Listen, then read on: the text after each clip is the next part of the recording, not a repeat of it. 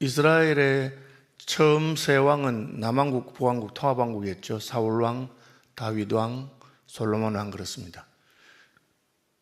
그 세 왕이 통치한 한 120년간을 지나고 나면 이제 솔로몬의 아들 르호보암이 왕이 되었을 때 하나님께서 솔로몬의 우상 숭배와 여러 가지 그리고 그런 것 때문에 르호보암은 자기 친구들의 말을 듣고 백성들의 심한 말을 하고 그래서 애굽으로 도망갔던 여로보암이 와서 나라를 갈라갑니다. 하나님께서 아브라함에게 약속하신 땅에 하나님께서 약속하신 나라가 세워졌는데 그 나라가 두 개로 갈라진 거죠. 이 나라가 갈라진 것도 하나님이 허락하셨기 때문이고 그래서 하나님은 북왕국에게 10지파를 주고 남왕국에게 유다와 베냐민 지파가 그렇게 가지게 됩니다. 이제 남왕국은 르호보암이 죽고 그 다음에 르호보암의 아들 아비암이라고 하는데 같은 말입니다. 아비암이 되고 그 다음에는 아사라고 하는 왕이 태어나서 다스리게 됩니다.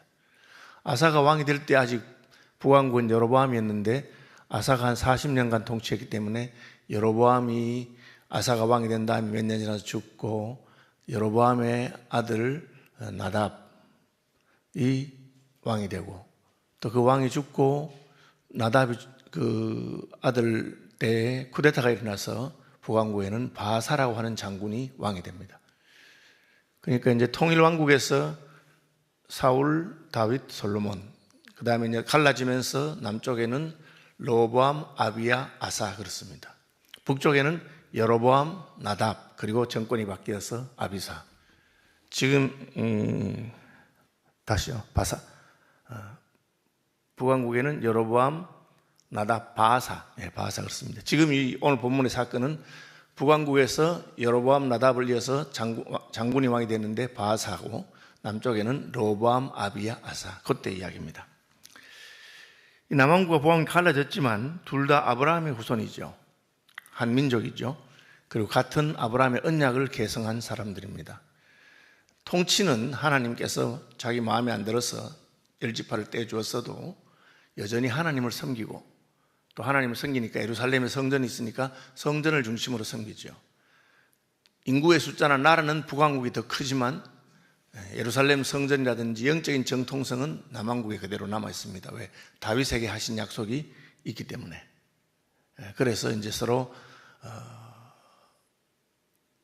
정치적으로나 경제적으로 경쟁하지만 영적으로는 한 하나님을 섬기는 그런 시스템이 되기를 하나님이 원하셨습니다. 초기에 여로보암이 나라를 갈라갔을 때 북왕국을 막 신생왕국이니까 체계가 잡히기 전에 막 공격하려고 할 때 하나님이 막았습니다. 그 막는 말을 들었어요. 왜냐하면 괜히 하나님한테 잘못 보일까 봐.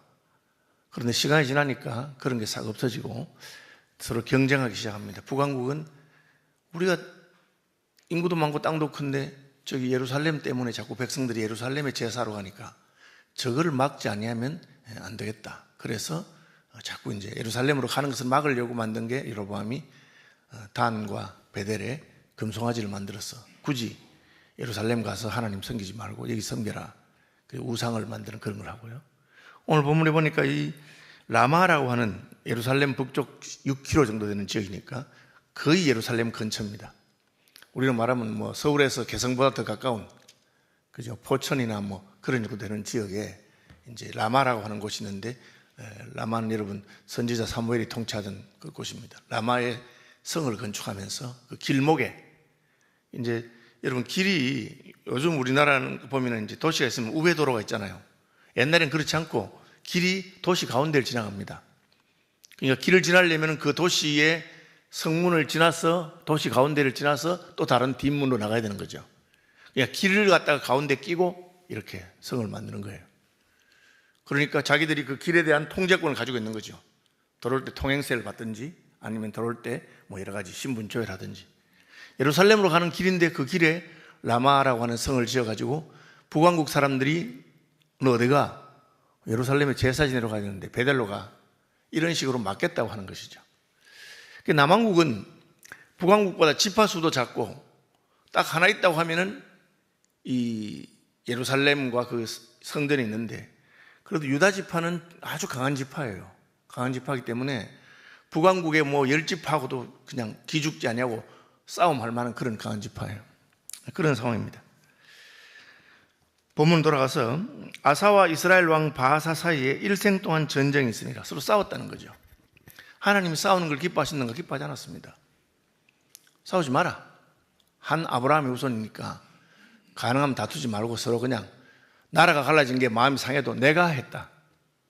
내가 갈라주었기 때문에 너희들이 하나님을 잘 섬기면 또 다를 수도 있다. 그렇게 했는데 한 번도 이 하나님의 명령을 듣지 않습니다. 싸우는 거죠. 사람이 싸우다 보면 마음이 상하니까 상대방은 나쁜 놈을 만들어야 되거든요. 저는 제가 그 목사가 되고 제일 충격받은 게 노회나 총회에서도 목사님 장로님들이 싸우는 거예요. 그런데 싸우고 화가 나니까 아무리 말해도 듣지도 않아. 옆에서 말해도. 그러니까 화가 나고 이해되지만 그래도 공회 앞이고 하니까 마음이 상해도 참아야 되잖아요. 그런데 막 자기의 분노를 폭발시키면서 저놈을 내가 어떻게든지 그냥 제거해야 되겠다. 그런 식으로까지 나가는 거예요. 그래서 처음엔 제가 어떻게 이런 일이 있을 수 있는가 그랬는데 시간이 지나면서 아, 인생이 저런 존재들이구나. 심지어 하나님을 섬기는 사람이면서도 자기 감정이 막 폭발하니까 뭐 하나님이고 뭐고 막 없이 그냥 막 그렇게 하는구나. 그런 것을 뼈저리게 깨닫게 됐습니다. 왕이잖아요. 북왕국도 그렇고 남왕국도 그렇고 왕쯤 되면 그래도 지도력이 있는 사람들인데 하나님의 말을 듣지 않죠. 항상 높은 자리에 있는 사람은 자기보다 더 높은 데 계시는 하나님께서 무엇을 말씀하시냐 그걸 들어야 되는데 그걸 안 들으면 그 다음 개판이죠. 자기가 하고 싶은 대로 하겠다는 거죠. 지금 우리가 세계 강대국의 통치자들이 그런 식으로 하고 있습니다. 하나님이 위에 계시다는 걸 생각 안 하니까 내 멋대로 하고 싶은 대로 하겠다는 거죠. 그런 일이 있었습니다. 전쟁을 합니다. 상대가 마음에 안 드니까 하나님이 아무리 말려도 싸우는 거죠. 이스라엘 왕 바하사가 유다를 치러 올라와서 라마를 건축하여 사람을 유다 왕 아사와 왕래하지 못하게 하려는지 아까 말한 것처럼 북쪽 관문입니다. 예루살렘의 북쪽 관문인 라마를 딱 정복하고 거기다가 성을 지어서 이제는 완전히 남북 간에 지금 북한이 지금 뭐 판문점 그쪽에 무슨 뭡니까 이렇게 철도 다 끊고 이제 콘크리트로 막아가지고 못 다니게 하겠다. 그렇게 하는 거죠. 너 오지 마라. 미국도 마찬가지잖아요. 멕시코 국경에 완전히 높은 담을 쌓아가지고 오지 마라. 그렇게 하게 한 겁니다.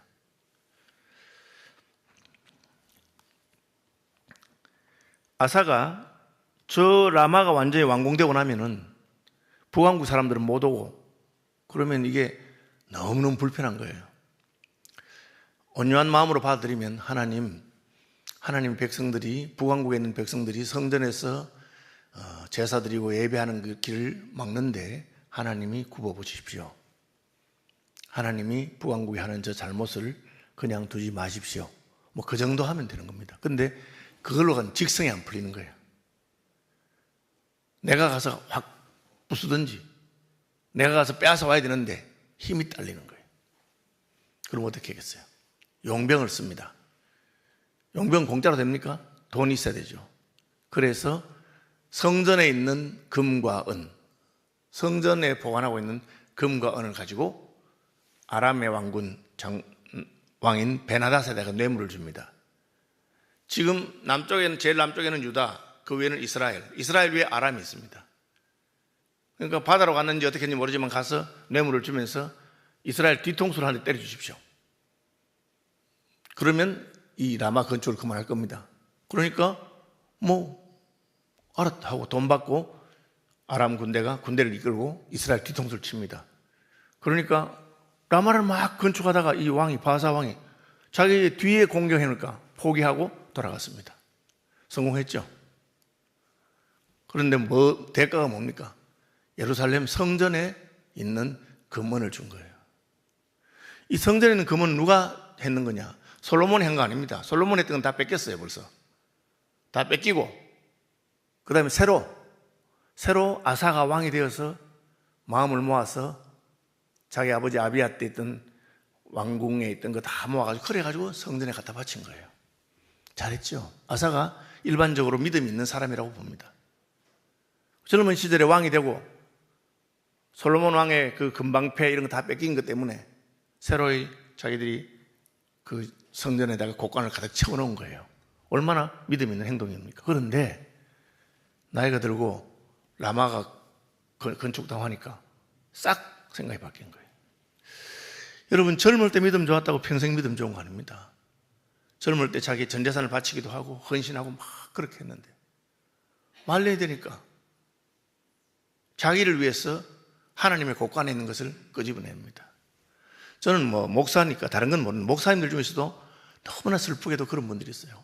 평생을 목사가 되면서 자기 전 재산을 교회에 바치고 헌신하고 그렇게 개척하고 그렇게 해서 하나님의 교회를 위해서 충성했습니다. 늙고 은퇴할 때가 딱 돼가니까 걱정이 되니까 다시 교회에다가 무리한 요구를 하고 내가 얼마나 교회에 충성하라고 바쳤는데 그거 다시 돌려내라고 막 그렇게 하는 거예요. 그럴 것 같으면 말라고 바쳤습니까? 저는 젊은 목사들에게 너 마음에 없는 헌금, 무리한 헌금 하지 마라. 괜히 해놓고는 나중에는 이제 본전 생각나가지고 나 이렇게 했는데 왜 교회 나한테 안 해주냐? 얼마나 슬픈 이야기입니까? 자기가 성전에다가 금과 은을 다 헌금해서 다 넣어놓고 조금 나라가 어려우니까 어떻게 해야 되겠어요? 하나님한테 가야지. 하나님, 저 라마 성읍이 건축돼가지고 남북에 교류가 끊어지면 북쪽에 있는 우리 백성들이 성전에서 제사도 못 드리게 되고 하나님 백성들이 그렇게 해야 되겠습니까? 하나님께서 어떻게 하시지요? 실제로 하나님께서 선지자를 여로보암이 보내가지고 예언하기도 하고 하잖아요. 여로보암이 말리다가 손이 굳어지기도 하고 그 하나님을 의지해야 되는데 그냥 아사가 신앙이 없는 사람 아닌데 신앙이 있는데 영적인 것은 하나님께 맡기지만 이런 무슨 전쟁하고 나라와 나라 사이 외교하고 이런 자기 머리가 돌아가는 거예요. 오늘날 우리도 그 사람이 예수 믿고 교회에서 종교적인 것이라도 이런 건 잘해요. 그런데 자기가 하고 있는 비즈니스라든지 혹은 무슨 인간관계라든지 그런 것은 목사님 목회도 잘하고 믿음 좋은 분 같았는데 무슨 교회 정치, 교단 정치하고 관련되니까 갑자기 그냥 그 믿음을 싹 버리고 자기가 알고 있는 수단과 방법과 권모술수를 사용하는 그런 게 나오는 거예요. 여러분, 그 이상한 게 아닙니다. 왜 이걸 적어놨을까요? 우리도 똑같아. 우리가 원래 거룩한 존재가 아니고 하나님의 은혜로 구원받고 거룩해졌기 때문에 우리의 저 속에 들어가면 그 본바탕은 죄인이고 그냥 그런 거예요. 여러분, 교회 저정 담당하는 사람이 교회 헌금 훔치는 경우가 종종 있습니다. 심지어 옛날에는 이렇게 감사헌금 이렇게 봉투에 헌금을 앞에 갖다 바친 데 있었는데 그 중에서 이렇게 목사가 기도하면서 빼가지고 훔쳐가지고 덜켜가지고 교회 쫓겨나고 그런 사람도 제가 봤어요. 상상이 안 되잖아요. 어떻게 하나님 앞에 지금 봉헌하고 있는데 그것도 그 무명으로 바친 거 막 뽑아가지고 그것도 들킨 것도 하는 기적이지. 이 아사왕이 좋은 왕입니다. 상당히 믿음 있는 왕이고 그가 왕이 되었을 때 예루살렘 성전의 곳간에 다 빈 걸 알고 자기 재산, 아버지 재산 다 바치고 그렇게 했는데 북왕국이 쫙 트니까 핑계는 있어요. 절마가 잘못했다. 저놈이 우리 싸우면 안 돼. 저놈이 우리 라마에다가 성을 건축한 거 그건 내가 견딜 수가 없지. 그렇게 생각한 거예요. 그래서 그 놈을 혼내기 위해서 했어요. 성공했습니다. 돈 주고 성공했죠. 그런데 성공한 것이 실패인 줄 알아야 됩니다. 하나님이 싫어하는 방법으로 해서 성공했다. 그게 망하는 길이에요. 저는 목회자니까 이제 목회자 세계에 이야기하자면 어떤 목사님들이 자기 이름을 위해서 예배당을 꼭 지어야 되겠다고 생각하는 분이 있어요. 교회는 어렵고 지금 지을 형편이 안 돼도 그래도 내가 은퇴하기 전에 꼭 예배당을 지어야 되겠다든지 그런 식으로 해서 그래서 교인들을 들들 뽑고 본인도 헌신했어요. 그래서 예배당 잘 지었어요. 그리고 쫓겨나 본인은. 그리고 우리가 저분이 교회에 공을 세우고 예배당을 잘 지었는데 왜 쫓겨났을까? 생각해보니까 하나님을 기쁘게 하는 것이 아니고 자기를 위해서 한 거예요. 그래서 하나님께서 가만히 보고 계시다가 예배당 다 지었고 잘 지었다. 그게 니한테 무슨 유익이 되는지 보자. 그러니까 이제 그런 걸 당하게 하는 거죠.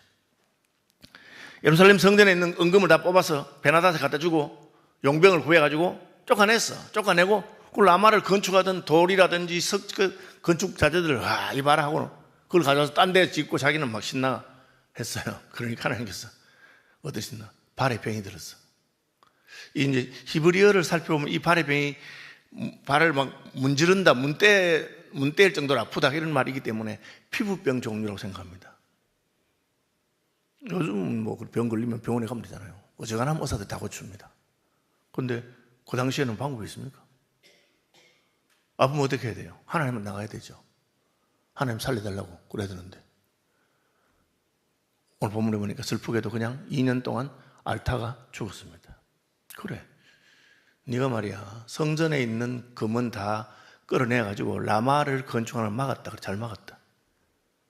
너는 죽는 거예요. 여러분, 믿음으로 시작했다가 성령으로 시작했다가 육체로 마치고 믿음으로 시작했다가 인본주의로 마치는 사람들이 많이 있습니다. 원리적인 걸 잘 알아야 돼요. 나는 왕이지만 하나님은 나보다 높은 왕이시다. 그리고 저 사람들하고 우리하고 안 맞아.